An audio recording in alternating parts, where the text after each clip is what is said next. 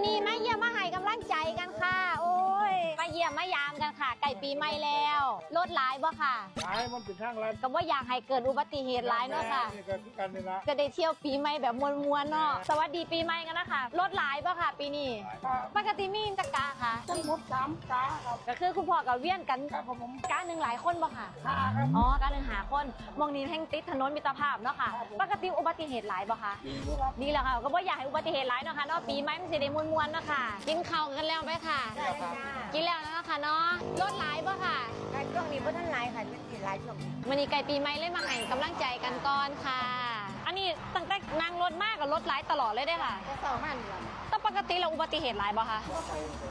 ดีแล้วอ่ะจะได้พากันกลับบ้านไปเที่ยวปีใหม่นั่นนะคะเนาะอย่ามาอุบัติเหตุหลายเถอะ